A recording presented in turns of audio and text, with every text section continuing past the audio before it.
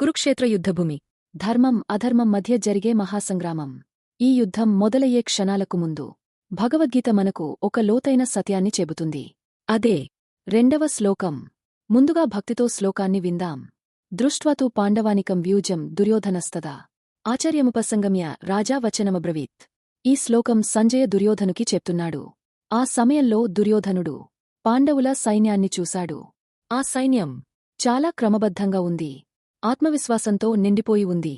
యుద్ధానికి పూర్తిగా సిద్ధంగా ఉంది. అది చూసిన వెంటనే దుర్యోధనుడి గుండెల్లో ఒక చిన్న కంపనం. బయటకి రాజులా గర్వం, లోపల మాత్రం భయం. అందుకే అతడు నేరుగా యుద్ధానికి వెళ్లలేదు. ముందుగా తన గురువు దగ్గరకు వెళ్లాడు. ద్రోణాచార్యుడిని ఆశ్రయించాడు. ఇది మనకు ఏమి చెబుతుంది తెలుసా? ధర్మం వైపున ఉన్నవారికి ఇతరుల ఆమోదం అవసరం లేదు. అధర్మం వైపున ఉన్నవారికి ఎప్పుడూ భయం వెంటాడుతూనే ఉంటుంది.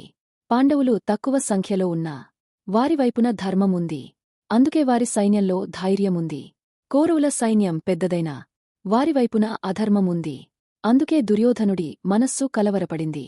ఈ ఒక్క శ్లోకం ద్వారా భగవద్గీత మనకు చెబుతున్న సందేశం ఇదే. మన జీవితం కూడా ఒక కురుక్షేత్రమే. ధర్మం వైపున నిలబడితే భయముండదు. సత్యం మన వెంట ఉంటే విజయం ఖాయం. అందుకే భగవద్గీతను చదవడం కాదు, జీవించడం ముఖ్యం. జై శ్రీకృష్ణ.